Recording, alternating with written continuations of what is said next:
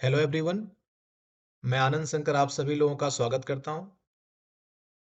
आज हिस्ट्री की क्लास हम लोग स्टार्ट करने वाले हैं। तो आज की क्लास स्टार्ट करने से पहले थोड़ा सा मैं ब्रीफ में पिछले क्लास की बात कर लेता हूं और थोड़ा सा एक बैकग्राउंड की भी शेयर करना चाहता हूं। इस क्लास के बैकग्राउंड के बारे में भी बात कर लेते हैं। तो दोस्तों, मैं उम्मीद करता हूं कि आप सभी लोगों की तैयारी अच्छी चल रही होगी। आगे एग्जाम्स की डेट भी सारी आ चुकी हैं।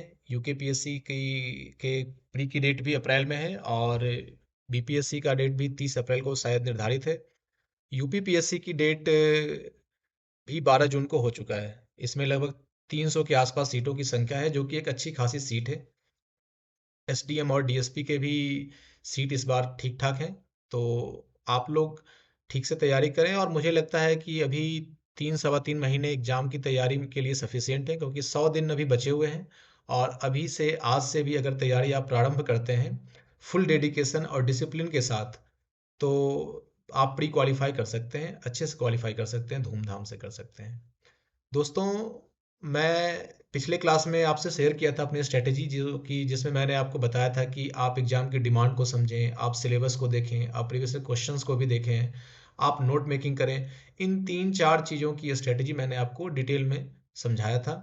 मैं उम्मीद करता हूं कि आप लोगों को इससे लाभ मिल रहा होगा और आप में से कुछ लोग नोट्स भी बना करके उसको रिवाइज कर रहे होंगे।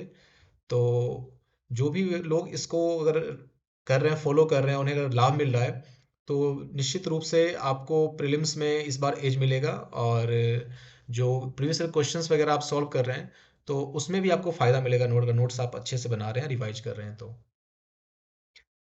इंश्योर सिविल सर्विसेज का जो तीसरा प्रहार 3.0 चल रहा है, जो सीरीज चल रही है, उसके बारे में मैं जो देख रहा हूँ उसमें लगभग लगभग आपकी ज्योग्राफी क्लास भी अविनाश सर ने ख़त्म कर दी है और पॉलिटी क्लास तो प्रियांशु सर ने ख़त्म कर ही दी है। तो आपके प्रीलिम्स के 2 मेजर सेगमेंट ख़त्म हो चुके हैं। दोस्तों, मैं जहाँ तक समझता हूँ कि किसी भी एग्ज़ाम के 4 मेजर सेगमेंट हैं और 3 माइनर सेगमेंट हैं जिससे क्वेश्चंस आते हैं। 4 मेजर सेगमेंट में आपका हो गया ज्योग्राफी, हिस्ट्री, पॉलिटी, इकोनॉमी, ये 4 मेजर सेगमेंट हैं। और 3 जो माइनर सेगमेंट हैं वो हैं इन्वायरमेंट एंड इकोलॉजी और साइंस एंड टेक, और तीसरा आपका art and culture. Science and tech भी अब धीरे धीरे मेजर होता जा रहा है। बहुत सारे एग्जाम्स में कुछ क्वेश्चन अब जो इनोवेशन से संबंधित, जो नवाचार से संबंधित क्वेश्चन है, वो भी अब आने लगे हैं। और खास कर स्टेट पीसीएस में भी अब साइंस एंड टेक के क्वेश्चंस आ रहे हैं। तो मैं इसको भी सेमी मेजर ही कहूँगा, क्योंकि इसको भी अब आप हल्के में नहीं ले सकते हैं। तो 4 मेजर सब्जेक्ट जो थे आपके मेजर पोर्शन, उसमें 2 कंप्लीट हो चुके हैं। तीसरा हिस्ट्री की शुरुआत मैं आज करने वाला हूँ। तो इस क्लास की शुरुआत करने से पहले आप लोग एक नोटबुक और पेन लेके जरूर बैठिएगा, क्योंकि सिर्फ कहानी की तरह सुनने से मज़ा तो आएगा, लेकिन कई चीज़ें फिर वो छूट जाएंगी। तो मैं थोड़ा सा स्पीड कम रखूँगा अपने बोलने का। और आपको जहाँ भी दिक्कत हो, आप वीडियो को पॉज कर सकते हैं और उसको रिकॉर्ड कर सकते हैं, या फिर उसको लिख सकते हैं अपने नोट्स में। तो नोट्स बनाइए और बाद में क्वेश्चन के साथ हम लोग इसको और इंडिच करेंगे इस नोट्स को। ठीक है दोस्तों, तो हम लोग स्टार्ट करते हैं हिस्ट्री में। सबसे पहले मैंने जो क्वेश्चंस देखे, पुराने 15-20 सालों के क्वेश्चंस को देखा, तो एक चीज़ बहुत इंपॉर्टेंट निकल के आया है कि लगभग लगभग सारे एग्जाम्स में, किसी भी स्टेट पीसीएस का एग्जाम लें या यूपीएससी का एग्जाम लें, आप 15 से 20% क्वेश्चंस आपको हिस्ट्री से मिलेंगे। हिस्ट्री मतलब ancient history, medieval history, modern history, और आजकल एक दो क्वेश्चन पोस्ट मॉडर्न से भी आ रहे हैं, पोस्ट इंडिपेंडेंस से भी आने लगे हैं। तो उसको भी हम बाद में देखेंगे, एक दो क्वेश्चन उसके आते हैं। लेकिन लगभग लगभग 15 से 20% क्वेश्चन तो आपको इन तीनों सेगमेंट से ही मिलेंगे, एंशियंट, मेडाइवल और मॉडर्न से। तो इसमें भी अगर देखा जाए तो सबसे ज़्यादा क्वेश्चंस, जो 15 से 20% क्वेश्चन आते हैं, उसमें से भी 40 to 50% क्वेश्चन मॉडर्न हिस्ट्री के होते हैं। और बाकी जो 40-50% क्वेश्चन बच गया, वो एंशियंट हिस्ट्री या मेडाइवल हिस्ट्री से आते हैं। तो मेडाइवल हिस्ट्री और एंशियंट हिस्ट्री का अपना वेटेज है, लेकिन उसके जो क्वेश्चंस अब आजकल आ रहे हैं, उनका ज़्यादातर जो इंक्लिनेशन है, जो झुकाव है, वो है आर्ट एंड कल्चर की तरफ। वो ज़्यादा एनालिटिकल होते हैं। उस समय चला गया जब क्वेश्चन सीधे फैक्चुअल आते थे कि ऋग्वेद संहिता में कितने हिम्स हैं, कितने श्लोक हैं, या फिर अमुक किताब कब लिखी गई, किसके शासनकाल में ये किताब लिखी गई, इस तरह के फैक्चुअल क्वेश्चंस अभी भी एक दो आते हैं लेकिन कम आते हैं। अब ज़्यादातर क्वेश्चन आर्ट एंड कल्चर से आते हैं, जिसमें से आपको अंडरस्टैंडिंग आपकी टेस्ट की जाती है। मॉडर्न हिस्ट्री में भी अगर देखा जाए तो उसमें भी मॉडर्न हिस्ट्री के जो क्वेश्चंस होते हैं उसमें एनालिटिकल क्वेश्चंस और एसेशन एंड रीजनिंग क्वेश्चंस की संख्या बढ़ती जा रही है। जो वन लाइनर क्वेश्चंस होते थे वो अब बहुत कम इक्का दुक्का क्वेश्चन मिल रहे हैं। इनफैक्ट स्टेट पीसीएस ने भी काफ़ी हिस्ट्री के सब्जेक्ट में, हिस्ट्री के क्वेश्चंस में काफ़ी इंप्रूवमेंट किया है, उसके स्तर में काफ़ी बढ़ोतरी की है। तो मैं समझता हूँ कि क्लास स्टार्ट करने से पहले आप जो माइंडसेट लेके चल रहे हैं कि हिस्ट्री में हम सिर्फ और सिर्फ फैक्ट को रट लेंगे, घटनाओं को रट लेंगे, इवेंट्स को रट लेंगे, तथ्यों को, डेट्स को, घटनाओं को, उससे हमारा काम चल जाएगा। तो मुझे लगता है कि अब वो स्ट्रेटेजी काम नहीं करेगी। अब आपको थोड़ा सा इन डेप्थ जाके देखना पड़ेगा, समझना पड़ेगा कि क्या उस समय की परिस्थितियां थी, किस तरह के जो उसके आयाम थे। किसी भी कालखंड को अगर आप देखें तो आपको बांटना पड़ेगा 4 से 5 चीज़ों में। उस जैसे कि आपका उस समय किसी भी कालखंड, जैसे कि आप सिंधु घाटी सभ्यता ले लें या वैदिक सभ्यता ले लें, गुप्त काल ले, मौर्य काल ले लें, पोस्ट मौर्यन ले लें, गुप्त ले लें, आप दिल्ली सल्तनत ले लें या मुगल पीरियड ले लें या अंग्रेजों का काल ले लें। इस तरह से हमने एक रफ आपको ये जो कालखंड है उसके बारे में मैंने आपको एक क्रोनोलॉजिकली बताया। तो इसमें से किसी में भी अगर देखा जाए तो 4 से 5 एस्पेक्ट्स मेजरली हम लोग स्टडी करते हैं। एक तो उसमें होता है आपका कि उस कालखंड का, उस टाइम पीरियड का, उस शासन काल का पॉलिटिकल सेटअप क्या है, उसका एडमिनिस्ट्रेटिव सेटअप क्या है, उसका इकोनॉमिक बैकग्राउंड क्या है, उसका सोशल एंड कल्चरल एस्पेक्ट क्या है। 5, पहला प्रशासनिक, दूसरा राजनैतिक, तीसरा सामाजिक, चौथा सांस्कृतिक और पांचवा आर्थिक। इन 5 आयामों के विस्तृत फ्रेमवर्क में, ढांचे में हम किसी भी कालखंड को पढ़ेंगे और उसका अध्ययन करेंगे और उसके अनुसार ही हम दूसरे कालखंड से उसकी तुलना करेंगे, या फिर जब हम माइंड मैप बनाएंगे या फिर याद करने के लिए जो शॉर्ट नोट्स बनाएंगे उसमें इन चीज़ों का ध्यान रखेंगे कि किसी भी कालखंड में ये 4-5 टॉपिक कवर हो रहा है कि नहीं हो रहा है। तो इस तरह से हम इसको, हिस्ट्री को काफ़ी इन डेप्थ स्टडी के साथ, इनसाइट्स के साथ स्टडी करेंगे। मैंने एक दोस्तों छोटा सा 2-3 पेज का नोट्स कुछ इंपॉर्टेंट पॉइंट्स इसमें लिख लिया है, ताकि मुझे लगता है कि जब भी हम पढ़ाई करने बैठे हिस्ट्री का विशेषकर, तो उसमें थोड़ा सा भी मिस्टेक की गुंजाइश नहीं, क्योंकि उसमें अगर फैक्ट गलत हो गया या डेट या वर्ष गलत हो गया तो वो आपके एग्जाम में भी असर करेगा और वो एक आपकी अंडरस्टैंडिंग में भी उसमें दिक्कत आती है। तो मैंने छोटा छोटा क्रिस्प बिंदु नोट किया है और उसको मैं स्लाइड में तो आपको दिखाते ही जाऊंगा, उसके साथ साथ मैं इन पॉइंट्स को भी हाईलाइट करते जाऊंगा। जहां भी आपको दिक्कत होगी आप उसको दोबारा पॉज करके सुन सकते हैं, फिर उसको नोट डाउन कर सकते हैं।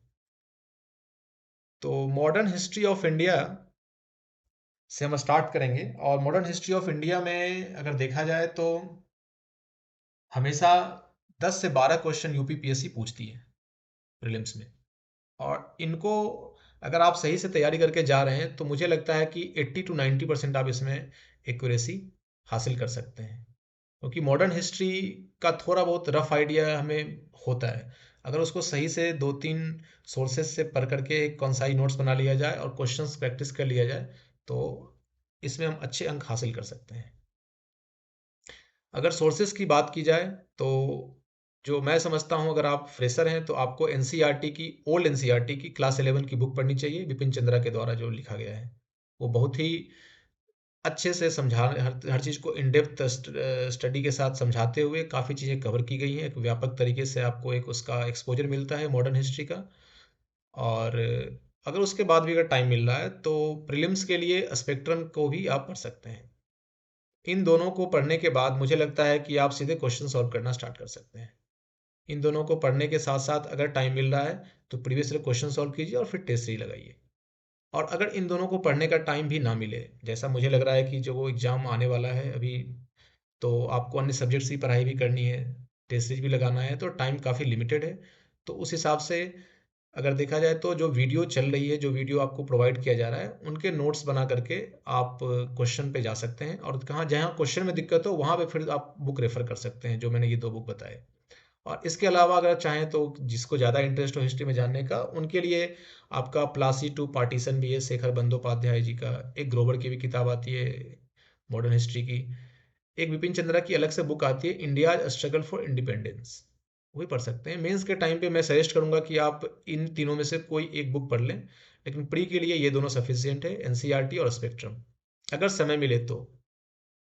ये था आपका मॉडर्न हिस्ट्री ऑफ इंडिया के सोर्सेस जहाँ से आप पढ़ सकते हैं इसको। तो दोस्तों स्टार्ट करते हैं आज की क्लास। मॉडर्न हिस्ट्री की शुरुआत कहाँ से होती है? आप लोग अगर वीडियो देख रहे हैं तो आप नीचे कमेंट सेक्शन में भी इसको कमेंट कर सकते हैं। मॉडर्न हिस्ट्री की शुरुआत कहाँ से होती है? मॉडर्न हिस्ट्री की शुरुआत के बारे में कई विद्वानों का अलग अलग मत है। कुछ लोगों का मानना है कि मॉडर्न हिस्ट्री की शुरुआत औरंगजेब की मृत्यु के पश्चात 1707 ईस्वी से होती है, जिसको कहते हैं लेटर मुगल पीरियड भी कहते हैं। कुछ लोग मानते हैं कि 1857, जब 1857 का रिवोल्ट होता है, उसके सैनिक रिवोल्ट होता है, उसके बाद से मॉडर्न हिस्ट्री की शुरुआत होती है। और किसी किसी केस में, जैसे एक सुमित सरकार बड़े प्रसिद्ध इतिहासकार हैं, वो तो यहाँ तक मानते हैं कि 1885 में जब भारतीय राष्ट्रीय कांग्रेस की स्थापना हुई थी, और जब तर्कवाद, जब समानता की बातें होने लगी, जब सामाजिक सुधार की बात होने लगी, जब स्त्रियों के समानता की बात होने लगी, जब डिप्रेस्ड क्लास के समानता की बात होने लगी, तब से वो मानते हैं कि मॉडर्न हिस्ट्री की शुरुआत है होती है। एक तरह से रिनेसेंसा के लाइट में वो बात करते हैं कि तभी हम मॉडर्न एज की शुरुआत मान सकते हैं। तो अलग अलग विद्वानों का अलग अलग मत है। बहरहाल हम यह मान के चलते हैं कि 1707 जो एक कॉमन जो मान्यता है वह भी यही है कि औरंगजेब की मृत्यु के उपरांत जो लेटर मुगल थे वो उतने स्ट्रांग नहीं थे, वो उतने कॉम्पिटेंट नहीं थे, उतने दूरदर्शी नहीं थे। और साथ ही साथ उनके शासन काल में उतने स्ट्रांग नहीं होने की वजह से उनके अंदर बहुत सारे ग्रुप्स और फैक्शंस बन गए थे, बहुत सारे अलग अलग समूह बन गए थे जो आपस में ही इन फाइटिंग करते थे, आपस में ही लड़ाई कर रहे थे। वो उसकी टांग खींच रहे थे, वो उसकी टांग खींच रहे थे। ये सब होने लग गया था, तो बहुत ही कमजोर हो गया था मुगल एम्पायर। तो इस कारण से मुगल एम्पायर में जो 1707 में जो औरंगजेब का जो मृत्यु होती है, उसके बाद से कई जो जनरल जो मत है वह है कि 1707 के बाद से ही मॉडर्न हिस्ट्री की शुरुआत होती है।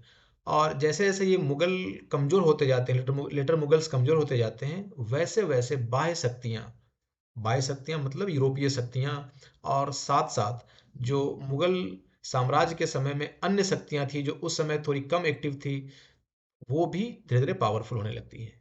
मराठा साम्राज्य को ही ले लें आप। मराठा साम्राज्य काफी पावरफुल साम्राज्य था। औरंगजेब भी बहुत परेशान हो गया था, वो मरते मरते कह के गया था कि इन मराठों ने मुझे परेशान कर दिया है, परास्त कर दिया है।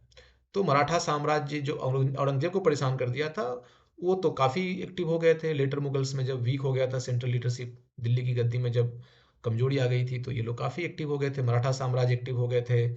आपके जो अन्य जो बुंदेलखंड में जो थे, या फिर जो आपके आगरा में थे, जो दक्कन में थे, ये सब एक्टिव हो गए थे, जो बंगाल में थे, हर जगह के लोग एक्टिव हो गए थे कि अब हमें अपना अपना शेयर चाहिए। और ये एक जनरल टेंडेंसी भी देखा जाता है कि जैसे जैसे सेंट्रल लीडरशिप कमजोर होती है, वैसे वैसे एक फैक्शनलिज्म की टेंडेंसी बढ़ती है।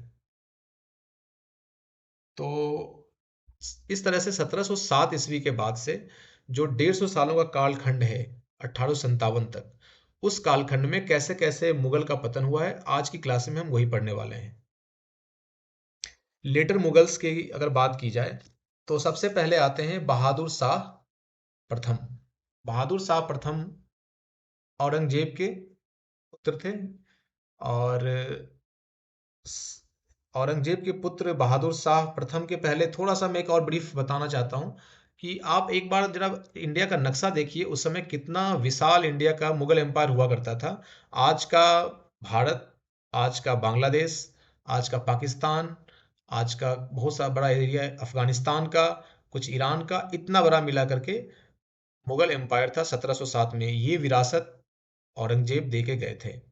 सुदूरवर्ती दक्षिण के क्षेत्रों में जो आपका तमिलनाडु और केरल वाला पार्ट है, उसको छोड़ दिया जाए तो लगभग लगभग पूरे साउथ एशिया का सबसे बड़ा भूभाग था। बहुत ही स्ट्रॉन्ग एक टेरिटरी दे के गए थे 1707 में। इसलिए मैंने इस मैप को आपके सामने रखा है कि इसको आप देखें, और कई बार क्वेश्चन मैप से भी आते हैं, तो इसको भी ध्यान में रखें आप। इसके बाद हम आते हैं उत्तरकालीन मुगल सम्राट, जो लेटर मुगल्स हैं, पोस्ट औरंगजेब के टाइम बाद के जो मुगल सम्राट हैं। तो उसमें से जो महत्वपूर्ण है इस 150 साल कालखंड में, 1707 से लेके 1857 में, उसमें से ये 9 बहुत ही महत्वपूर्ण है। बीच में 2 और आए थे, उनको मैंने कवर किया है, मैं बाद में स्लाइड में उसको बताऊंगा आपको, लेकिन मेजर यही 9 थे, जिसमें ऊपर के 4 थोड़े और मेजर हैं, जिनके अलग अलग उपनाम भी हैं, जो एग्जाम में कई बार पूछे जाते हैं, विशेषकर स्टेट पीसीएस के एग्जाम में। और नीचे के जो शासक हैं, 5 शासक, इनको भी हम विस्तार से पढ़ेंगे वन बाय वन करके। तो दोस्तों, शुरुआत होती है कहानी की 1707 में। 1707 में औरंगजेब की मृत्यु होती है, और उनके 3 पुत्र होते हैं, मुअज्जम, आजम और कामबख्श। मुअज्जम, आजम और कामबख्श। मुअज्जम 1707 में आजम को हराता है जजुआ के युद्ध में, और 1709 में वो हराता है कामबख्श को बीजापुर के युद्ध में। फिर से मैं बोल रहा हूँ, मुअज्जम जो उनके पुत्र हैं औरंगजेब के, वो हराते हैं आजम को जजुआ के युद्ध में 1707 में, और वो हराते हैं फिर दूसरे भाई कामबख्श को 1709 में बीजापुर के युद्ध में। और वो दिल्ली की गद्दी पे बैठ जाते हैं बहादुर शाह प्रथम के नाम से। किस नाम से?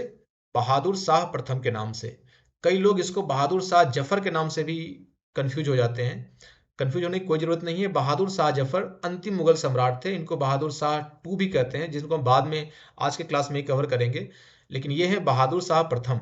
1707 से 1712 तक इनका शासनकाल रहता है। दोस्तों, अभी आपने देखा इनके 3 बच्चे थे औरंगजेब के। मजे की बात बताता हूं आपको कि औरंगजेब ने अपने मरने से पहले एक वसीयत लिखा था, जो ब्लडशेड उसने किया था गद्दी पाने के लिए। उसका मानना था कि एक वसीयत में लिख के जाऊं जिससे कि इनके बीच, अपने मेरे बच्चों के बीच ब्लडशेड ना हो, अपने खून खराबा ना हो। तो उसने एक वसीयत लिखा था। हालांकि वसीयत कौन मानता है, जब जो चीज़ जो कल्चर देखते आते हैं वही करते हैं हम लोग। तो इसमें और ऊपर से गद्दी के लिए तो आप देखते ही क्या क्या होता है कुर्सी के लिए। तो उस समय भारत की सबसे इंपॉर्टेंट सीट जो थी वो दिल्ली थी, और उस तख्त पे बैठने के लिए कोई व्यक्ति किसी भी रास्ते को चुन सकता था। तो बहादुर शाह प्रथम सबसे पहले आसीन होते हैं, वो भी अपने दोनों भाइयों को हराकर। और इनके काल में, इनके कालखंड में जो 2-4 महत्वपूर्ण घटनाएं हुई हैं, मैं उनको एक एक करके कवर कर लेता हूं, और इसी तरह से हम आने वाले जो और जो शासक हैं उनको भी हम कवर करेंगे वन बाय वन, और जो उनके समय में कुछ कुछ इंपॉर्टेंट चीजें हुई हैं। तो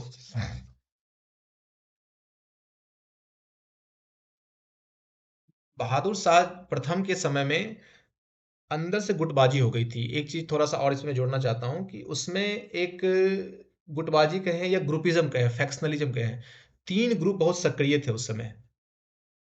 3 ग्रुप काफी सक्रिय थे,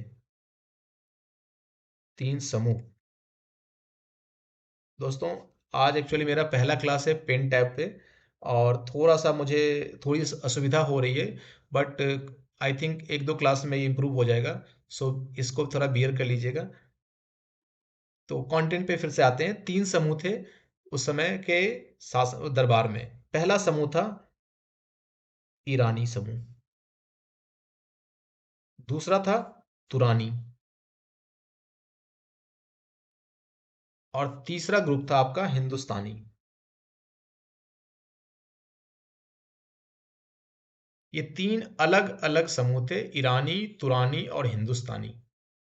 ये अलग अलग अपने अपने एस्पिरेशंस, अपनी अपनी आकांक्षाओं के हिसाब से एक एक व्यक्ति को सपोर्ट करते थे, प्रोजेक्ट करते थे राजा के रूप में, और इनके आपस में ही कई कई लड़ाइयाँ होती थी, कई भीतरघात होते रहते थे। तो इस कारण से काफी कमजोर होते चला गया अंदर से ये मुगल साम्राज्य इसके बाद से। तो आते हैं फिर से बहादुर शाह प्रथम के बारे में। माना जाता है कि बड़े वो लिबरल टाइप का उनका अप्रोच था। औरंगजेब, इनके ठीक पहले औरंगजेब थे, जो कि काफी सख्त थे, आपको पता ही है।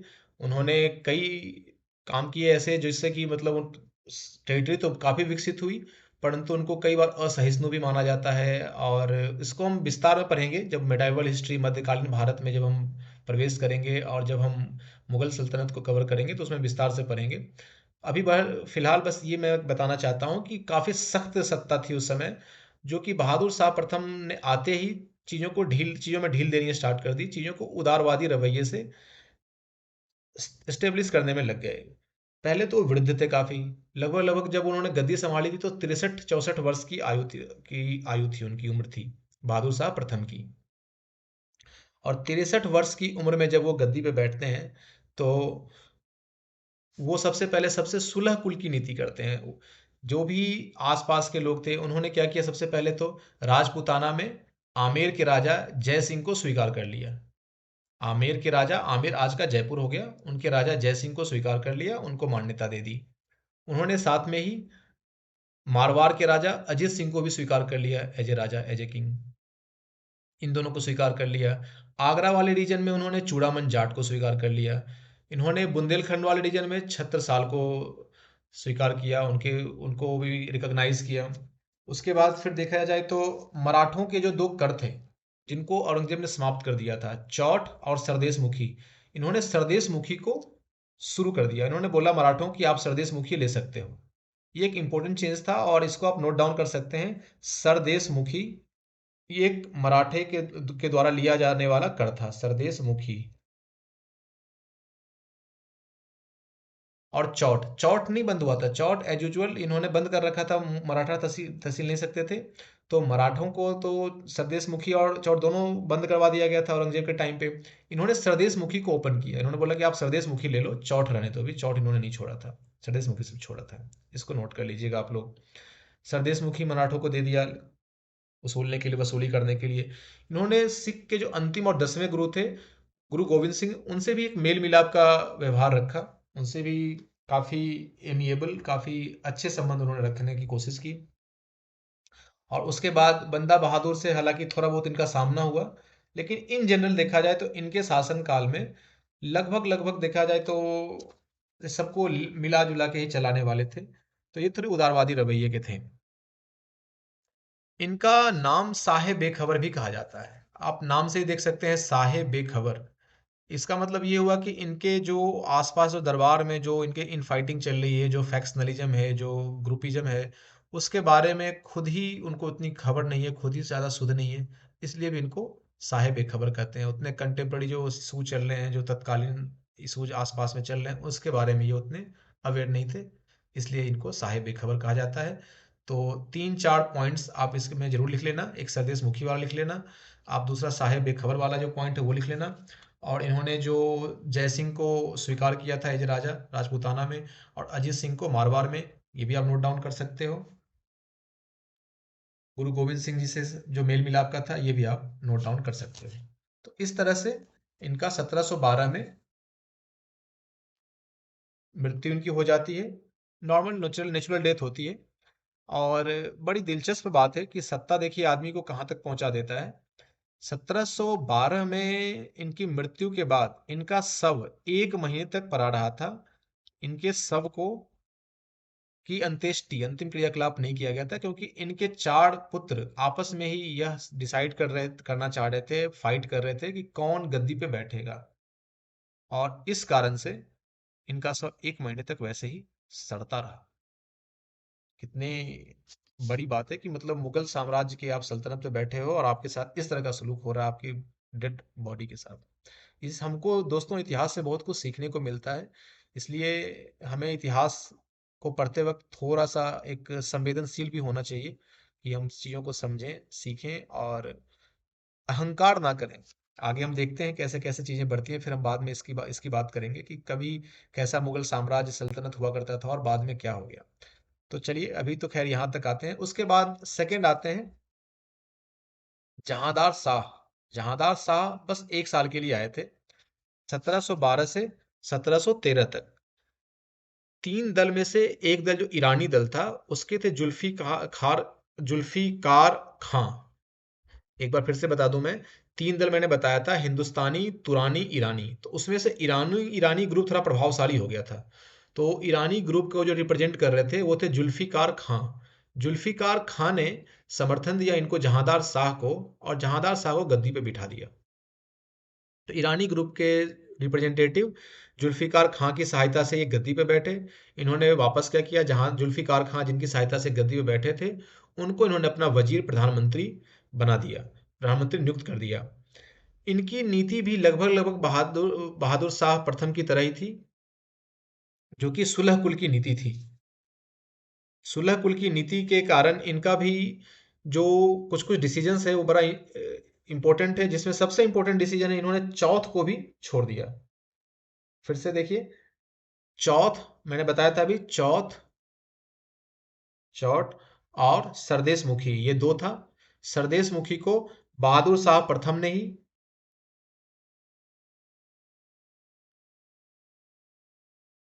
मराठों के लिए ओपन कर दिया था कि आप लोग टैक्स कलेक्ट कर सकते हैं, लेकिन चौथ उस समय नहीं था। जहांदार शाह ने चौथ को भी छोड़ दिया, चाहे चौथ के लिए भी बोल दिया मराठों को कि आप चौथ भी के कर की वसूली भी कर सकते हैं, तो दोनों कर की वसूली कर सकते हैं। तो एक इंपॉर्टेंट पॉइंट जहांदार शाह के समय में ये था, आप इसको नोट कर लीजिए। उसके बाद जो पॉइंट है कि बंदा बहादुर, गुरु गोविंद सिंह की मृत्यु हो गई थी तब तक, उसके बाद जो बंदा बहादुर थे, बंदा बहादुर के साथ भी इनका रवैया नॉर्मल ही रहा, कोई ज़्यादा सामना और जो ज़्यादा लड़ाई झगड़े वाला नहीं रहा, शांतिपूर्वक ही रहा। हाँ, इनके कार्यकाल में एक और इम्पोर्टेंट चीज़ हुई थी, वो हुआ था जजिया कर को इन्होंने खत्म कर दिया था। जजिया कर जो औरंगजेब ने लगाया था, अकबर के समय में भी खत्म कर दिया गया था। इस टैक्स को जहांदार शाह ने भी खत्म कर दिया। मतलब ये एक दो दो कदम और आगे बढ़ गए अपने पिछले वाले बहादुर शाह प्रथम से। इन्होंने चौथ को भी खत्म कर दिया, उन्होंने मराठों को दे दिया चौथ का वसूली करने का आदेश, और साथ साथ में इन्होंने जजिया कर को खत्म कर दिया। जो फ्रेशर स्टूडेंट हैं उनको मैं बता दूं, जजिया टैक्स एक टैक्स होता है जो कि काफिरों से लिया जाता था उस समय। जो गैर मुस्लिम थे उनसे जजिया कर लिया जाता था, तो एक धार्मिक कर था। इसको हम लोग फिर मिडाइवल हिस्ट्री में थोड़ा देखेंगे विस्तार से, लेकिन अभी यहाँ पे इतना ही माने आप, जजिया कर को इन्होंने खत्म कर दिया। तो ये था जहांदार शाह का। इनको बोला जाता है लंपट मूर्ख, इनके लिए जो एक वर्ड यूज किया जाता है। एक साल ही इनका कार्यकाल रहा, जब कोई ज्यादा ना रहा, नहीं रहा। और ये भी बड़े ही अयोग्य और बड़े अदूरदर्शी शासक थे मुगल, लेटर मुगल में। और इनको लंपट मूर्ख क्यों बोला जाता है, इसका कारण ये है कि इनका थोड़ा वैश्यावृत्ति के प्रति इनका रुझान था। इस कारण से इनको लंपट बोला जाता है। और मूर्ख की इसलिए क्योंकि ये बड़े ही गैर जिम्मेदार डिसीजंस लिए, और ये मुगल सल्तनत को एक कदम और नीचे ले जाने में, पतन की तरफ और उन्मुख करने में इन्होंने सहयोग ही किया, देखा जाए तो। इसके बाद आते हैं फरुख सियार, इनके भतीजे होते हैं, जहांदार शाह के भतीजे। ये क्वेश्चन के बार पूछा भी गया है एग्जाम में कि जहांदार शाह के शासन का अंत कैसे होता है। तो जहांदार शाह को पराजित करते हैं युद्ध में उनके भतीजे फरुख सियार।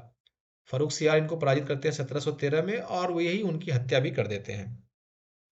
इसमें फरुख सियार का जो साथ देते हैं वो है सैयद बंधु। सैयद बंधु बड़े इंपॉर्टेंट हैं। फरुख सियार में हम आते हैं पहले, नेक्स्ट स्लाइड में। फरुख सियार, इसको सैयद बंधु, इनके शासन काल में सैयद बंधु बड़े प्रभावी हो गए थे। इसको हम थोड़ा सा, सैयद बंधु, सैयद बंधु को किंग मेकर कहा जाने लगा था। सैयद बंधु इतने प्रभावी हो गए थे कि ये डिसाइड कर रहे थे कि किसको गद्दी पे बिठाना है। अच्छा, ये किस ग्रुप से थे? ये जुल्फिकार खां थे आपके ईरानी ग्रुप से, और ये थे आपके हिंदुस्तानी ग्रुप से। सैयद बंधु किस ग्रुप से थे? ये थे हिंदुस्तानी ग्रुप से। हिंदुस्तानी ग्रुप से सैयद बंधु थे, और इन्होंने प्रोजेक्ट किया था फर्रुखसियर को, और इन्होंने ही फर्रुखसियर को समर्थन समर्थन दे करके गद्दी पे बिठाया। और फर्रुखसियर को गद्दी पे बिठाने के बाद इन्हें भी उसका लाभ मिला। एक भाई जो थे उसमें सैयद बंधु में, वो थे हुसैन अली, और दूसरे थे अब्दुल्ला खां। एक थे, लिख लीजिए फिर से इसको, हुसैन अली और अब्दुल्ला खां। हुसैन अली को मीर बख्श का रैंक दिया गया, और अब्दुल्ला खां को प्रधानमंत्री बनाया गया फर्रुखसियर के दरबार में। ठीक है, तो इस तरह से सैयद बंधुओं की एंट्री होती है। ये आगे बहुत हस्तक्षेप करते हैं शासन में, ये हम आगे देखते हैं, है ना। तो तीन गुटों के कारण, तीन गुटों में जो आपसी टकराव था उसके कारण फर्रुखसियर भी काफी परेशान रहे, बहुत कुछ नहीं कर पाए। हालांकि इनको भी 6-7 साल का समय मिला, लेकिन बहुत कुछ नहीं कर पाए ये। इनके समय में जो 2-3 महत्वपूर्ण चीजें हुई थी, उसमें मैं एक चीज बताना चाहता हूँ सबसे पहले, वो है 1717 में इन्होंने, 1717 में, लिख लीजिए इस लाइन को, 1717 में इन्होंने 3,000 रुपया प्रति वर्ष अंग्रेजों से लेकर उन्हें चुंगी मुक्त व्यापार का आदेश दिया था, फरमान जारी किया था बंगाल में। फर्रुखसियर ने एक 1717 में फरमान जारी किया था, जिसमें से वो 3,000 रुपये प्रतिवर्ष अंग्रेजों से लेते थे, और उसके अतिरिक्त उनको कोई टैक्स नहीं देना था अंग्रेजों को, और वो फ्री ट्रेड कर सकते थे पूरे बंगाल में। तो इससे उनको काफ़ी एक व्यापक एक फ्रीडम मिला, एक व्यापक ऑटोनॉमी मिली अंग्रेजों को वहाँ काम करने की। वो पैसे दे रहे थे, और ईस्ट इंडिया कंपनी जो थी बंगाल में अपना काम करने लगी। तो ये फरमान 1717 में इनके समय में जारी हुआ था। तो इसको, ये बड़ा महत्वपूर्ण है, इसको आप याद रखिए, इसको लिख लीजिए, ये क्वेश्चन आता है। ठीक है। तो सैयद बंधु जब बहुत ज़्यादा परेशान करने लगे शासनकाल में, हस्तक्षेप करने लगे शासन में और नीतियों में, तो फिर फर्रुखसियर थोड़ा मराठों की तरफ उन्मुख हुए, उनसे दोस्ती का हाथ बढ़ाने के लिए भी थोड़े से वो आगे बढ़े। लेकिन सैयद बंधु तो सैयद बंधु थे, वो तो और स्मार्ट थे, उन्होंने उनसे बात करके हाथ मिलाकर वापस फर्रुखसियार को ही गद्दी से हटा दिया, और इनको पराजित करके इनकी हत्या कर दी। मराठों से मिलकर सैयद बंधु ने मराठों से मिलकर इनकी हत्या कर दी, फर्रुखसियर की। उसके बाद दो छोटे छोटे समय काल के लिए, कालखंड के लिए शासक आते हैं, उनका नाम आप लिख सकते हैं, नेक्स्ट स्लाइड में दिखाता हूं। रफी उद दरजात और एक है रफी उद दौला। 1719 में फर्रुखसियार की हत्या होने के बाद सैयद बंधु इन दोनों को, एक कठपुतली होते हैं ये दोनों उनके हाथ के, तो बस 2-4 महीने के लिए बस बैठते हैं ये लोग। तो नाम बस लिख लीजिए आप, रफी उद दरजात। ये 28 फरवरी 1719 से 4 जून 1719 तक रहे थे। इनकी मृत्यु हो जाती है। इनकी मृत्यु कैसे होती है? इनकी मृत्यु होती है टीबी से, क्षय रोग। क्षय रोग से इनकी मृत्यु हो जाती है। रफी उद दरजात। राइटिंग थोड़ी सी अच्छी नहीं आ रही होगी, मैं देख रहा हूँ। तो मैं कोशिश करूंगा 1-2 दिन में ही थोड़ा इंप्रूव हो जाए, क्योंकि आज फर्स्ट डे। तो आप कंटेंट को पे फोकस करें और सुने बात को, और लिखें, अपने नोट्स खुद बनाएं आप। ठीक है। तो इसके बाद रफ़ी उद दरजात की मृत्यु आप देखें 3-4 महीने में हो जाती है। उसके बाद रफ़ी उद दौला को भी लाया जाता है, और फिर इनकी भी मृत्यु हो जाती है। इनकी मृत्यु किससे होती है? पेचिश से होती है। किससे होती है? पेचिश से होती है, और ये भी खत्म हो जाते हैं। उसके बाद फिर सैयद बंधु सोचते हैं अब किसको लाया जाए। अब वो लाते हैं मोहम्मद शाह को लाते हैं। ये बड़ा इंपॉर्टेंट शासक है। इन ये दोनों उतने इंपॉर्टेंट नहीं है, इन दोनों का नाम आप याद रख सकते हैं बस, इससे ज़्यादा कुछ नहीं इनमें। तो सैयद बंधु ने कुल 4 राजाओं को, 4 किंग को स्थापित किया था। पहले फर्रुखसियर को, उसके बाद इन्होंने 2 छोटे-छोटे शासकों को, रफ़ीउद्दर्जात और रफ़ीउद्दौला। उसके बाद मोहम्मद शाह को स्थापित किया इन्होंने, जो कि जिनका कालखंड काफ़ी लंबा था, 1719 से लेकर 1748 तक। इनको रंगीला कहा जाता है। देखते हैं क्यों रंगीला कहा जाता है। पहले मोहम्मद शाह का जो शासन था, वो कई चीज़ों में बड़ा इम्पोर्टेंट है। कई इसके इनके शासनकाल में कई इंपॉर्टेंट चीजें हुई हैं, और उनसे बार बार एग्जाम में क्वेश्चंस भी आते हैं। तो मोहम्मद शाह के टाइम पे, मोहम्मद शाह को जब गद्दी पे बिठा दिया सैयद बंधुओं ने, फिर ये एक छत्र, ये इनका राज हो गया वहां पे दरबार में। और दिल्ली के दरबार में एक छत्र राज होने के बाद ये खुल के अपनी मनमानी करने लगे। तो वही है कि कोई ना कोई नया आदमी आते रहता है। तो इसके बाद फिर आते हैं कौन? मोहम्मद शाह रंगीला के समय में ही आते हैं एक निजाम उल मुल्क। बड़े योग्य, बड़े प्रभावशाली व्यक्ति हैं ये, निजाम उल मुल्क। इनका एक्चुअल नाम था चिन किलिच खान। चिन किलिच खान, इस नाम को आप लिख लीजिए, बड़े इंपॉर्टेंट फिगर है ये, चिन किलिच खान। यही सैयद बंधुओं को खत्म करते हैं, उनकी हत्या करते हैं, और उसके बाद फिर उनके इन्फ्लुएंस को खत्म करते हैं मोहम्मद शाह के टाइम पे ही।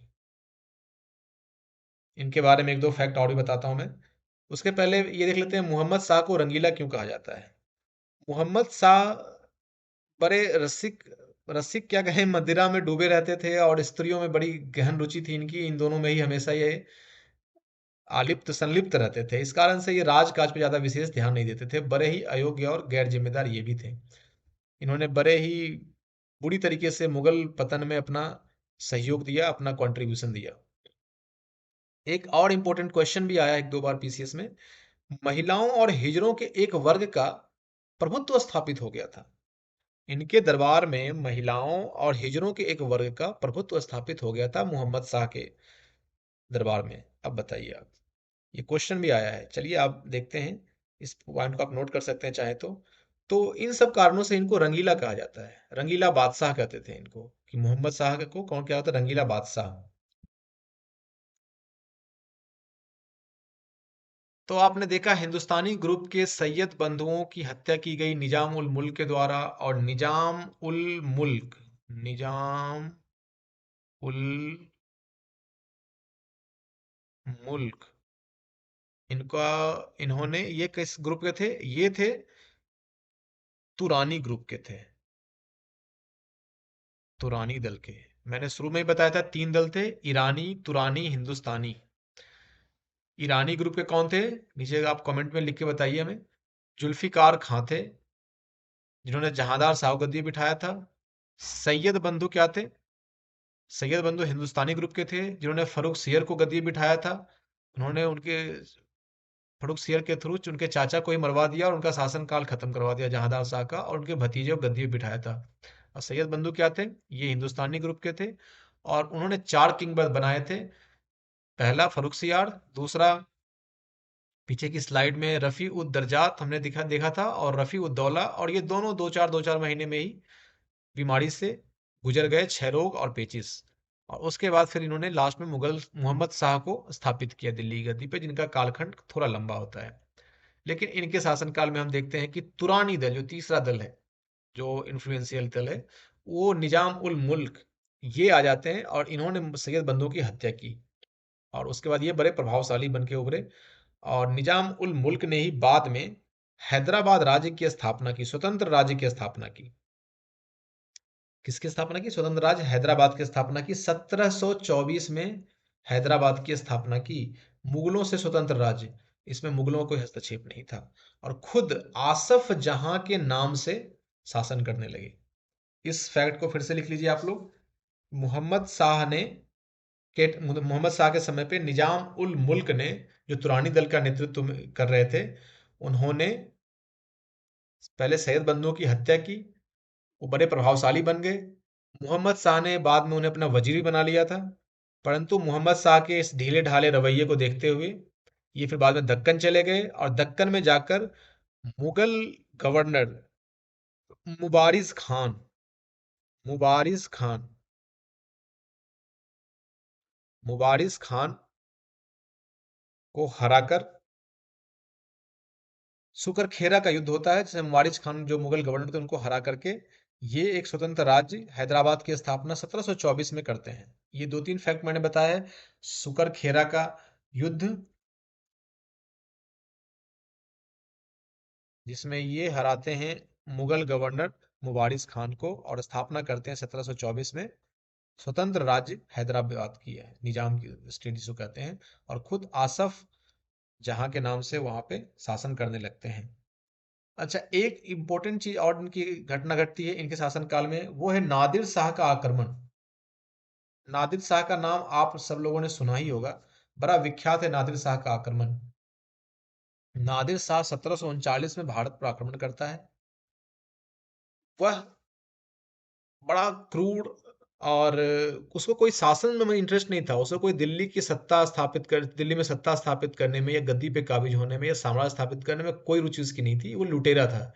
ही वॉज ए ब्रूटल, क्रूर भी था, लुटेरा भी था, डेकॉइट कह सकते हैं आप।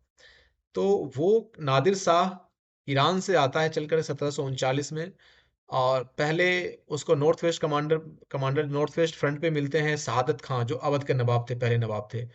वो पहले उनसे सामना होता है, फिर वो वहां पे करनाल के युद्ध में वो हराते हैं पहले, किनको, शहादत खां को 1739 में। और उसके बाद शहादत खां को हराने के बाद वो दिल्ली की तरफ कूच करते हैं। और जब दिल्ली कूच करते हैं तो हम मोहम्मद साहब बैठे हुए हैं पहले से ही हाथ खड़े करके, कोई बात नहीं, हम तो आत्मसमर्पण कर दिए, आप आ जाइए। तो ये नादिर शाह जब दिल्ली पहुंचते हैं तो यहाँ पे वो मोहम्मद शाह के दरबार में जाते हैं, और वहाँ पे वो आत्मसमर्पण कर देते हैं मोहम्मद साहब। इसमें एक दिलचस्प वाकया क्या होता है कि एक खबर, अफवाह फैल जाता है बाहर दिल्ली शहर में, कि नादिर शाह की हत्या हो गई है।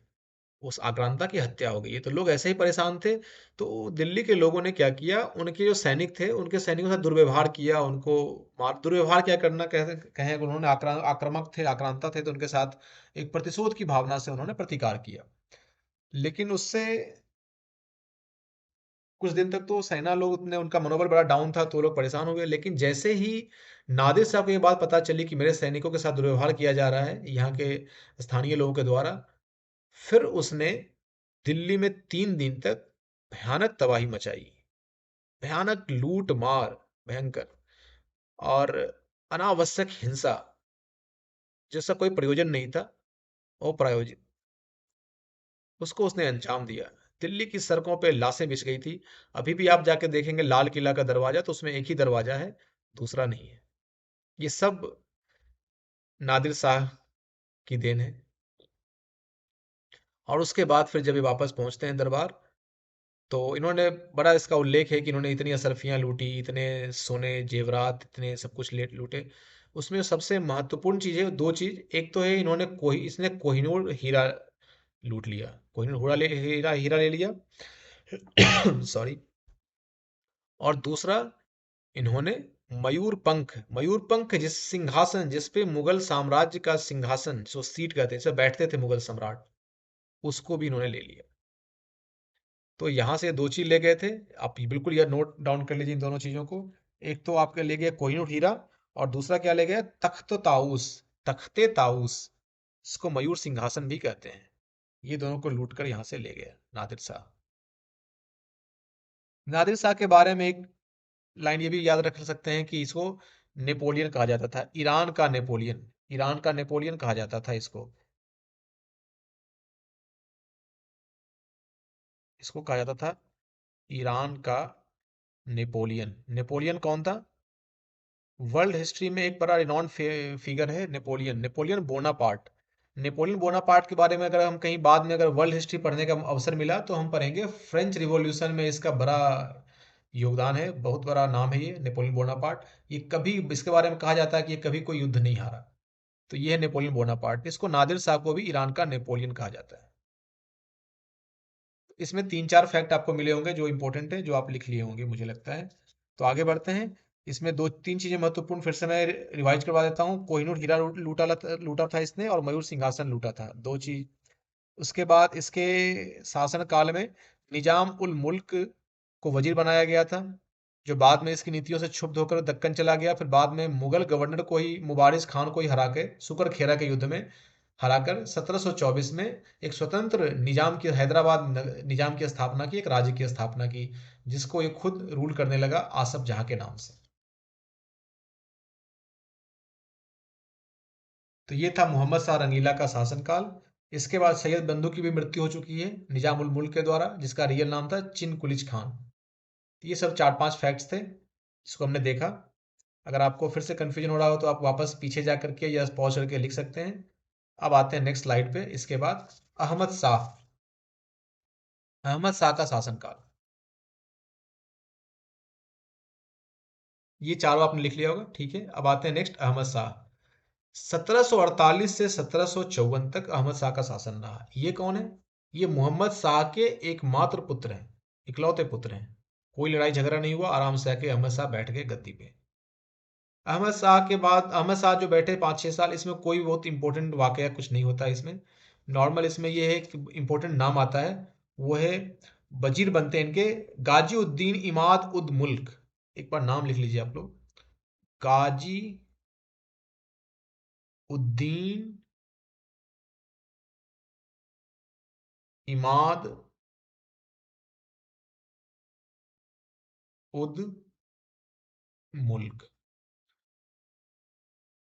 स्टेट में भी पूछ सकते हैं कभी ये क्वेश्चन, ऐसे सेंटर यूपीएससी वगैरह में तो नहीं पूछते, लेकिन स्टेट पीएससी या फिर आपके आरओ वगैरह के एग्जाम में, आरओ वगैरह के एग्जाम में इस तरह का एक आध क्वेश्चन आप देख सकते हैं, आ जाता है कभी कभी। तो इनके समय में एक वजीर थे, गाजी उद्दीन इमाद उद मुल्क, इमाद उद मुल्क, ठीक है। इन्होंने क्या किया था, इन्होंने ही इनको अंधा करके जेल में डाल दिया था अहमद शाह को। ये उतने सिग्निफिकेंट नहीं थे, कोई इंपॉर्टेंट घटना भी नहीं हुई इस समय इनके द्वारा। तो इनके समय में बस यही थे कि वजीर इनका था, इनके थे कौन, गाजी उद्दीन इमाद उद मुल्क। इन्होंने इनको अंधा करके जेल में डाल दिया। और जिसके बाद फिर दोबारा वापस आते हैं इस अगली स्लाइड में, आलमगीर द्वितीय। आलमगीर द्वितीय का 1754 से 1759 तक का कालखंड है। इनके शासनकाल में एक दो महत्वपूर्ण चीजें हुई हैं। सबसे पहले तो 1757, आप सभी लोगों को पता होगा। 1757, आप लोग कमेंट में नीचे लिखिए 1757 में क्या हुआ था। बैटल ऑफ प्लासी, प्लासी का युद्ध। बहुत कारणों से ये युद्ध फेमस है। इस युद्ध से ही अंग्रेजों को, ईस्ट इंडिया कंपनी को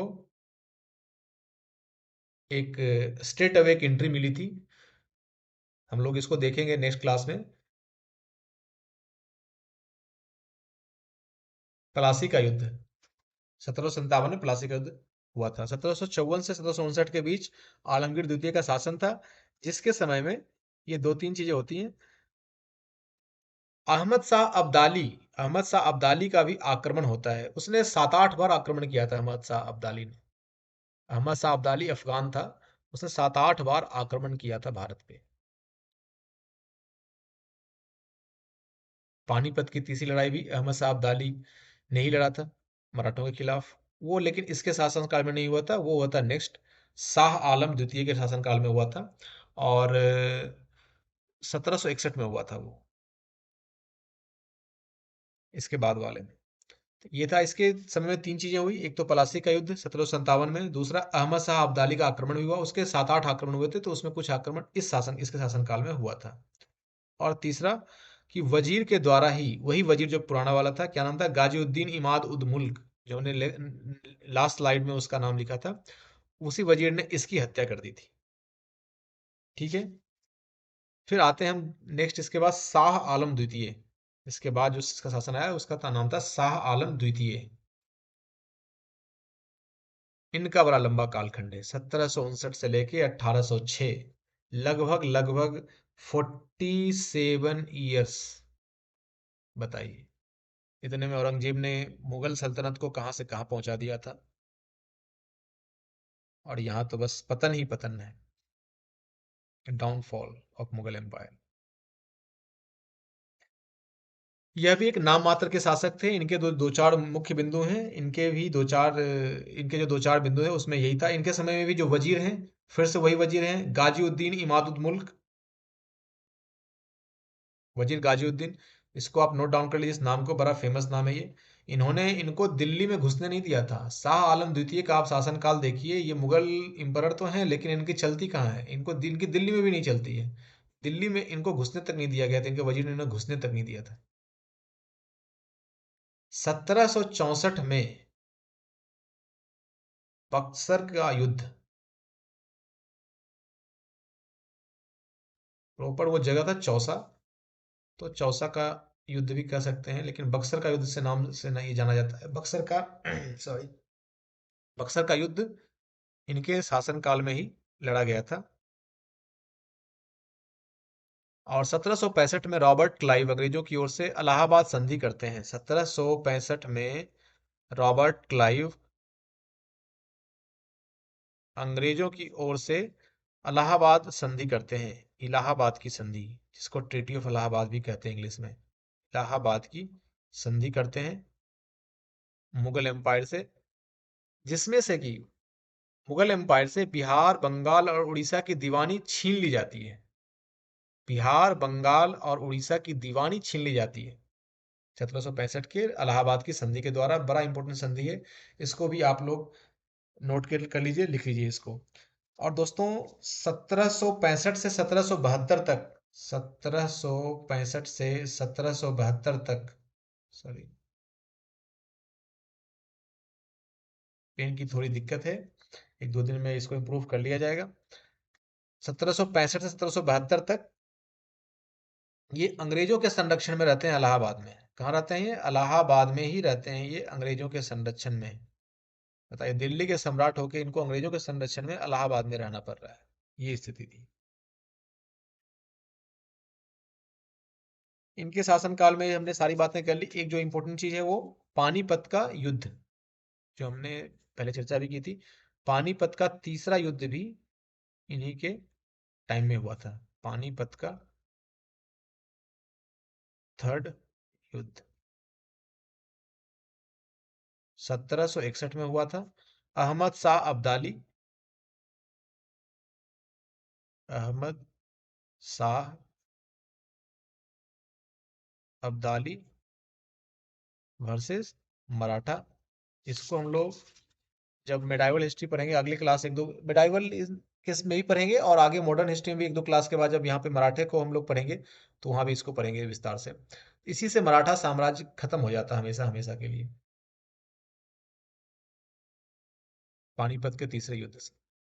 तो इनके शासनकाल में ये तीन चार महत्वपूर्ण चीज घटनाएं घटी थी। ये महत्वपूर्ण बिंदु थे इनके शासनकाल की। उसके बाद जो नेक्स्ट स्लाइड है 1806 से 1837 तक का, इसमें आते हैं अकबर द्वितीय।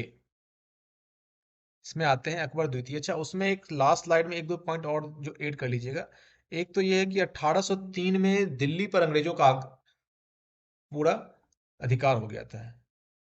पूरी तरह से दिल्ली पर अंग्रेजों का पूरी तरह से अधिकार हो गया था 1803 में। ये भी इनके शासनकाल में ही हुआ था। फिर से मैं लिख दूं,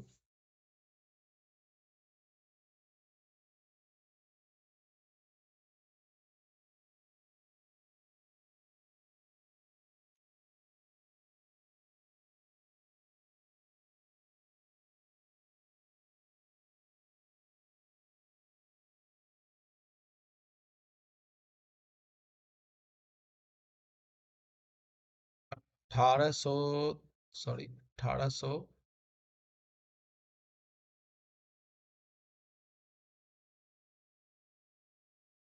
पेन बड़ा डिफिकल्ट है ये वाला नया वाला।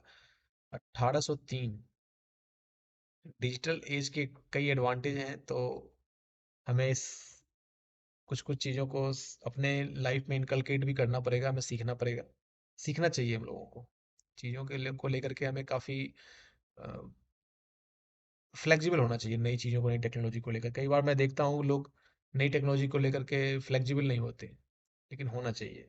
मैं भी थोड़ा सा लेस टेक से भी हूँ, परंतु मैं कोशिश करूंगा आगे से कि इन चीज़ों के कारण समस्या ना आए। 1803 में दिल्ली पर अंग्रेजों का कब्जा हो गया था, अधिकार हो गया था, कब्जा हो गया था, जो भी है ये भी इनके शासनकाल में ही हुआ था। और 1806 में इनकी भी हत्या कर दी गई। और फिर आते हैं आपके अकबर द्वितीय, है ना। अकबर द्वितीय का भी कालखंड काफी बड़ा है, देखा जाए तो 1806 से 1837 तक, लगभग लगभग 31 वर्षों का,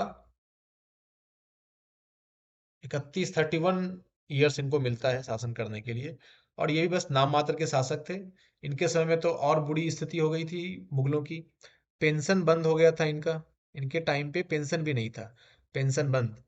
अभी आप लोग सरकारी नौकरी की तैयारी कर रहे हैं तो आप लोगों को पता होगा कि न्यू पेंशन स्कीम है सरकारी सेवाओं में, जो 2004 के बाद आए हैं। कई बार एग्जाम में क्वेश्चन भी पूछा गया है। पेंशन बंद मानते हैं कई लोग इसको।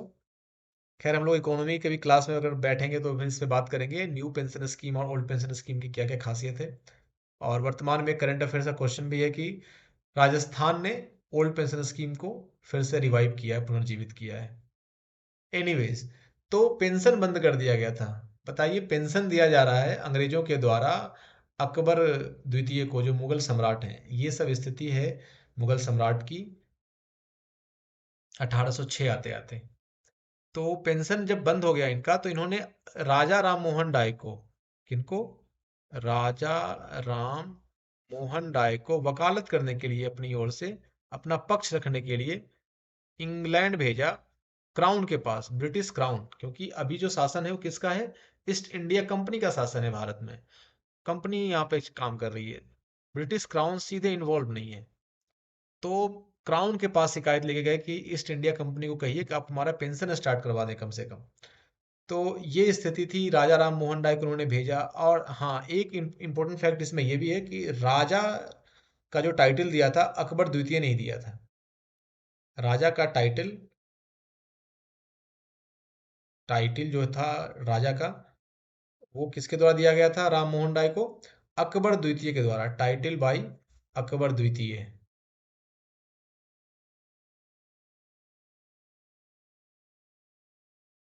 द्वितीय के द्वारा दिया गया था ये टाइटल। तो राजा राम मोहन राय वहाँ वकालत करने जाते हैं इनकी सिफारिश करने के लिए, और इंग्लैंड में ब्रिस्टल में 1833 में इनकी मृत्यु हो जाती है। राजा राम मोहन राय की मृत्यु इंग्लैंड में ही होती है 1833 में, इंग्लैंड में। ये एक इम्पोर्टेंट फैक्ट है, ये आप लिख लीजिए, ब्रिस्टल।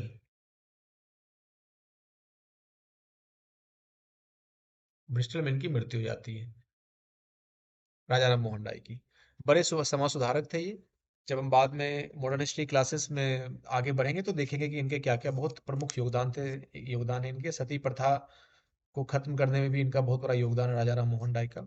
1829 में इन्होंने, राजा राम मोहन राय ने सती प्रथा का अंत किया था इंडिया से। तो कुछ ये सब चीजें हुई थी अकबर द्वितीय के शासन काल में। और हाँ, लास्ट में जो बचा खुचा था वो 1835 में सिक्के भी बंद हो गए थे। मुगलों के सिक्के भी बंद हो गए थे। सिक्के, कुछ ज्यादा ही बुरी राइटिंग है दोस्तों, थोड़ा सा यहाँ मुझे आप माफ कीजिएगा। सिक्के, मुगलों के सिक्के भी बंद हो गए थे, बंद हो गए थे। क्योंकि 1833 में क्या आ गया था? Indian charter act 1833। ये लोग आप पॉलिटी में भी पढ़े होंगे, और हिस्ट्री में भी आगे हम देखेंगे। 1813 का एक्ट, 1833 का एक्ट, ये सब एक्ट बड़े इंपॉर्टेंट है। ये इन एक्ट्स ने ही जाकर के हमारे फिर कॉन्स्टिट्यूशन मेकिंग में काफ़ी इनका प्रभाव रहा है। 1773 में रेगुलेटिंग एक्ट से स्टार्ट होता है। उसके बाद ये आगे बढ़ते बढ़ते बढ़ते मार्लिमेंटो एक्ट 1909, 1919 में मॉन्टेग्यू चेम्सफोर्ड सुधार, और उसके बाद फिर 1935 में गवर्नमेंट ऑफ इंडिया एक्ट, इस तरह से करके 1909, 1919 और 1935 के इन सारे एक्ट से लास्ट में जाके हमारा संविधान जब बनता है। तो इवोल्यूशन ऑफ कॉन्स्टिट्यूशन में ये सब हम पढ़ेंगे। तो 1833 में आ गया था, और सिक्के भी मुगलों के बंद हो गए थे। तो ये दो तीन बातें इनके टाइम में महत्वपूर्ण थी। और लास्ट, बहादुर शाह द्वितीय, इनको हम बहादुर शाह जफर के नाम से भी जानते हैं। इन्हीं को कहते हैं बहादुर शाह जफर। कई लोग कंफ्यूज हो जाते हैं, तो आप याद रखिए, बहादुर शाह जफर अंतिम मुगल शासक थे। इनका कालखंड भी 20 वर्ष का रहा है। और बहादुर शाह जफर बड़े वृद्ध हो गए थे वो शासन करते करते, और एक नेक व्यक्ति के रूप में उनको जाना जाता है कि बड़े सॉफ्ट हार्ट के थे, बड़े सॉफ्ट स्पोकन आदमी थे, कवि थे, गजल में इंटरेस्ट था उनको, आध्यात्मिक शिक्षक भी थे वो, अध्यात्म में भी रुचि थी उनकी, ठीक ठाक रुचि थी। तो बड़े सहृदय व्यक्ति थे बहादुर शाह द्वितीय। 1857 का जब म्यूटनी होता है, सिपाही विद्रोह जिसको कहते हैं, तो जब मेरठ से सैनिक चलते हैं तो वो इनको ही अपना नेता मानते हैं। सिपाही विद्रोह, बहादुर शाह द्वितीय को ही अपना नेता मानते हैं। वो बोलते हैं कि आप ही हमारे शासक हो, आप ही हमारे शासक हो, और आप ही को नेतृत्व करना है। तो ये इन्होंने दिल्ली से नेतृत्व प्रदान किया, परंतु काफ़ी वृद्ध हो गए थे, और वो उतना स्ट्रेंथ था नहीं मुगल साम्राज्य में। और दूसरी बात, दूसरी तरफ अंग्रेज जो थे काफ़ी ताकतवर हो गए थे, उनके पास आर्म्स एंड एम्यूनिशन भी था, और कई और भी कारण थे कि 1857 का जो क्रांति थी वो उतनी सक्सेसफुल नहीं रही। इसकी चर्चा हम लोग आगे करेंगे। मॉडर्न हिस्ट्री का बड़ा इंपॉर्टेंट टॉपिक है ये, 1857 की क्रांति, सिपाही विद्रोह। तो बहरहाल 1857 के सिपाही विद्रोह को लीड करते हैं, और लास्ट में जब ये पराजय होता है, अंग्रेज की विजय होती है 1857 में, तो जाकर इनको फिर यहाँ से डिपोर्ट कर देते हैं, और कहाँ भेज देते हैं? वर्मा। वर्मा। दोस्तों, बर्मा जो है आपका, ये भी ईस्ट इंडिया कंपनी का ही पार्ट है। यहाँ भी ईस्ट इंडिया कंपनी का ही शासन चल रहा है। ब्रिटिश ईस्ट इंडिया कंपनी का शासन चल रहा है बर्मा में भी उस समय तक। बाद में फिर इसमें कौन ले लेते हैं? 1858 में ब्रिटिश क्राउन के अंदर आ जाता है। तो वर्मा भी देखिए उस समय ब्रिटिश एम्पायर का ही पार्ट था। और वहाँ रंगून, इसको रंगून कहते थे पहले। रंगून की, वर्मा की राजधानी, अभी भी म्यांमार की राजधानी रंगून है। रंगून में ये इनको डिपोर्ट किया जाता है और वहीं 1862 में इनको फांसी दे दी जाती है। 1862 में इनको फांसी दे दी जाती है। और मुगल साम्राज्य के परिवार एक एक व्यक्ति को चुन चुन करके सबको बर्मा डिपोर्ट किया जाता है और सबको फांसी दे दी जाती है, सबकी हत्या कर दी जाती है अंग्रेजों के द्वारा। और लास्ट में फिर जो डिक्लेरेशन होता है 1858 का जो एक्ट आता है, उसमें 1 नवंबर 1858 को महारानी विक्टोरिया का डिक्लेरेशन आता है, जिसमें से उन्होंने औपचारिक रूप से मुगल साम्राज्य को समाप्त कर दिया जाता है। साम्राज्य को समाप्त कर दिया जाता है 1858 में।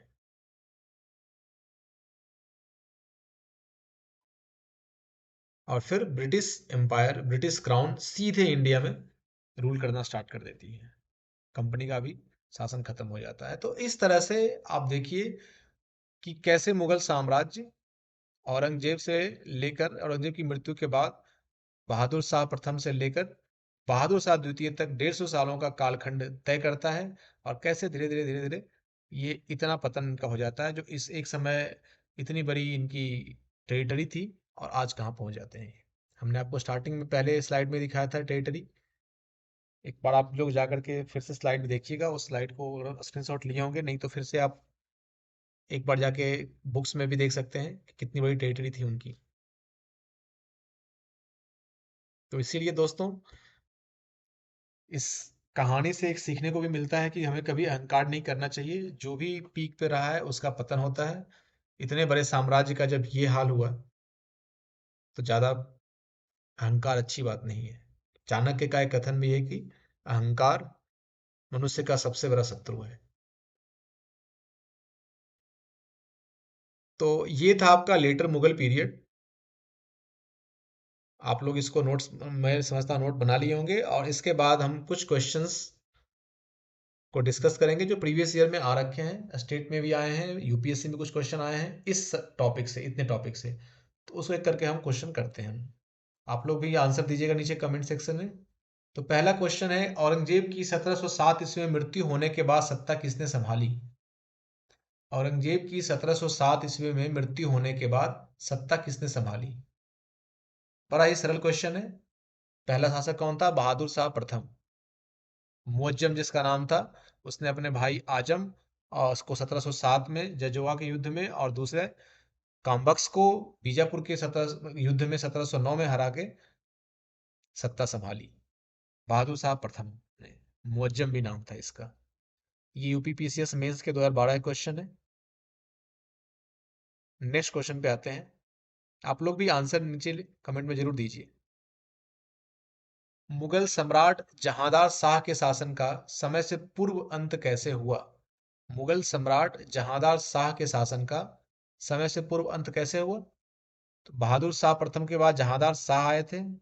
जहांदार शाह के खिलाफ सैयद बंधुओं ने षड्यंत्र करा था और फर्रुख सियार जो उनके भतीजे थे, उन्होंने उसकी हत्या कर दी थी।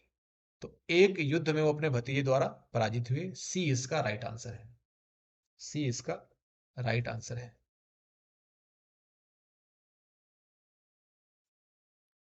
सीढ़ी से उतरते समय फिसलने के कारण उसकी मृत्यु हुई, ये गलत है। ये हुमायूं के लिए सही माना जा सकता है,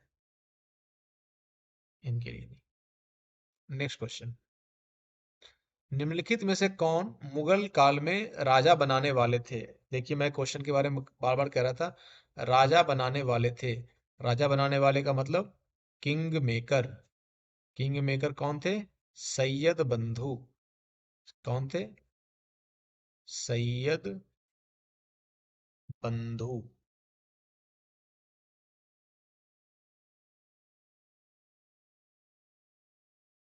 और सैयद बंधु कौन थे? वो थे हिंदुस्तानी ग्रुप के नेता।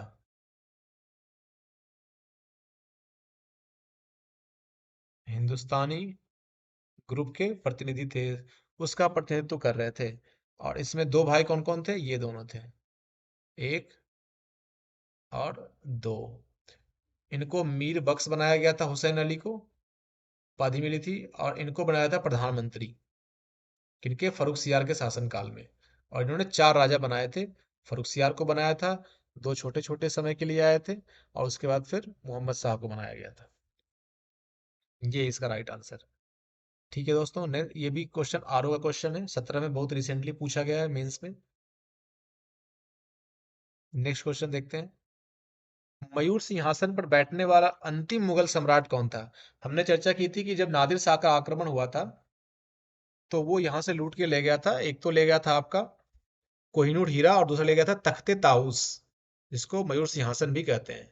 उस समय राजा कौन था? उस समय शासक था मोहम्मद शाह, जिसको रंगीला भी कहते हैं। तो Mohammad Shah is the right answer. अंतिम मुगल सम्राट यही था। ये 95 पुराना क्वेश्चन है, लेकिन पूछा गया ये क्वेश्चन भी। नेक्स्ट स्लाइड में देखते हैं क्वेश्चन। ये यूपी पीसीएस पीएससी मेंस 2004 का क्वेश्चन है कि नादिर शाह के आक्रमण के समय मुगल शासक था कौन था? तो अभी हमने लास्ट क्वेश्चन में वही देखा, मोहम्मद शाह के टाइम पे नादिर शाह का आक्रमण हुआ था। ये हुआ था 1739 में। Nadir Shah is very important, इसको आपको याद रखना पड़ेगा। इसने दिल्ली में बहुत तबाही मचाई थी, कोहिनूर हीरा लूट के ले गया, और मयूर सिंहासन भी लूट के ले गया, और दिल्ली में कत्लेआम भी मचाया था। इसको कहा जाता है ईरान का नेपोलियन। नेपोलियन था कहाँ का? फ्रांस का। ऐसे ही दोस्तों, आप हमेशा इंटर रिलेट कीजिए चीजों को, तो उससे आपको आसानी होगी पढ़ने में, समझने में और याद रखने में भी। ये सब क्या थे? ये चार चार महीने वाले राजा थे मुगल काल के। एक रफी उद दरजात, एक रफी उद दौला, एक मरे थे टीबी से, क्षय रोग से, एक मरे थे आपके पेचिस से, लूज मोशन से। नेक्स्ट क्वेश्चन, किसके शासन में हिजड़ों तथा महिलाओं के एक वर्ग का प्रभुत्व था? हमने इसको डिस्कस किया था। मोहम्मद शाह के समय में उनके दरबार में हिजड़ों तथा महिलाओं के एक वर्ग का प्रभुत्व हो गया था। उनकी वो बड़े रंगीला टाइप के व्यक्ति थे। वो क्या करते थे? वो सत्ता, नीतियों, पॉलिसी, साम्राज्य के विस्तार, इन चीजों से दूर रहते थे, और मदिरापान और स्त्री में संलिप्त रहते थे, इसलिए उनको रंगीला भी कहा जाता था। हमने इनको बड़े डिटेल में पढ़ा है अभी, मोहम्मद शाह को। तो राइट आंसर इज ए। ये भी यूपीपीसीएस मेंस 2004 में पूछा गया है। Next question. ये क्वेश्चन 64th बीपीएससी प्री में 2018 में पूछा गया, बड़ा रिसेंट क्वेश्चन है। मुगल बादशाह बहादुर शाह जफर के बारे में कहा जाता था कि उसके साम्राज्य की सीमा थी। दोस्तों, ये बड़ा इंपॉर्टेंट पॉइंट है, इसको आप लोग लिख लीजिए। इसके बारे में कहा जाता था a king without kingdom. A king without kingdoms.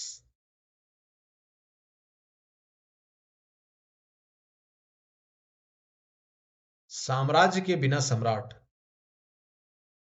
Hindi माध्यम वाले छात्र भी इसको लिखें, साम्राज्य के बिना,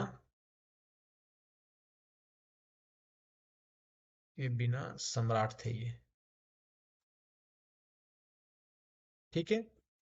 हाँ, साम्राज्य के नाम से सम्राट। तो ये थे बहादुर शाह जफर। लास्ट था, साम्राज्य के नाम पे कुछ बचा नहीं था, बस वो ऐसे ही शासन कर रहे थे, नाम मात्र के राजा थे। तो इसीलिए उनके बारे में कहा जाता है कि उनके साम्राज्य की सीमा थी तो उपयुक्त में से कोई नहीं। सॉरी, उपयुक्त में से कोई नहीं। This is the answer, this is right answer. कौन सा मुगल बादशाह रंगीला के नाम से जाना जाता है? बहुत कहानी हो गई इसकी आज। मोहम्मद शाह रंगीला, तो याद ही रहेगा। एमपीपीएससी 2014 में पूछा गया क्वेश्चन। तो देखिए, क्वेश्चन आ रहा है, अभी भी क्वेश्चन इस तरह से आते हैं इस टॉपिक से। निम्नलिखित में से कौन हैदराबाद के स्वतंत्र राज्य का संस्थापक था? हमने इसको अच्छे से कवर किया था। चिन किलिच खां, जिसका नाम था निजाम उल मुल्क। निजाम उल मुल्क। कब किया था? 1724 में। क्या किया था इसने? इंडिपेंडेंट, इंडिपेंडेंट, स्वतंत्र हैदराबाद, हैदराबाद राज्य की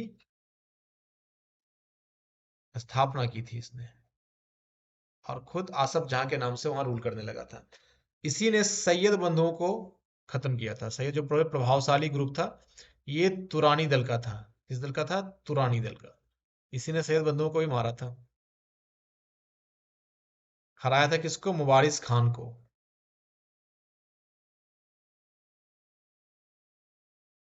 सुकर खेरा के युद्ध में मुबारिज खान को हरा करके उसने ये स्थापना की थी, वो हमने देख लिया है। तो आगे देखते हैं, राइट आंसर इज चिनकिस खान या निजामुल मुल्क। तो दोस्तों इस तरह से ये सब क्वेश्चन पूछे गए थे प्रीवियस ईयर में इस टॉपिक से जो हमने आज पढ़ा। उम्मीद करता हूँ कि आप लोगों को इस क्लास से काफ़ी कुछ सीखने को मिला होगा और आपने क्वेश्चन सॉल्व भी किया होगा। हम्म।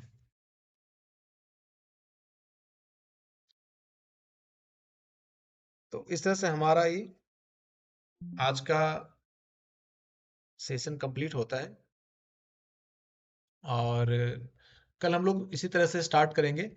Advent of Europeans, advent of Europeans से स्टार्ट करेंगे, है ना।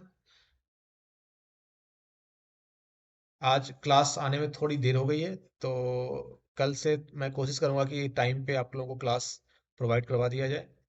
एडवेंट ऑफ यूरोपियंस अगर आप लोग थोड़ा सा पढ़े होंगे तो, सॉरी ये इसने बड़ा परेशान कर दिया आज पेन ने। एडवेंट ऑफ यूरोपियंस मतलब यूरोपियंस का उत्कर्ष, कैसे वो आगमन, कैसे वो आए, तो उनकी क्या स्ट्रेटजी थी, कैसे कैसे उनका आपस का युद्ध हुआ और फिर कौन विजयी हुए, तो ये सब हम सारी कहानी कल हम क्लास में पढ़ेंगे। तो आज की क्लासेस के लिए आपने समय निकाला, इसके लिए बहुत बहुत धन्यवाद। और आप अधिक से अधिक, अगर आपको ये वीडियो पसंद आया हो तो अपने दोस्तों से शेयर कीजिए, लाइक कीजिए, कमेंट कीजिए, शेयर कीजिए और सब्सक्राइब कीजिए इस चैनल को। आप सभी लोगों का बहुत बहुत धन्यवाद। Thank you very much.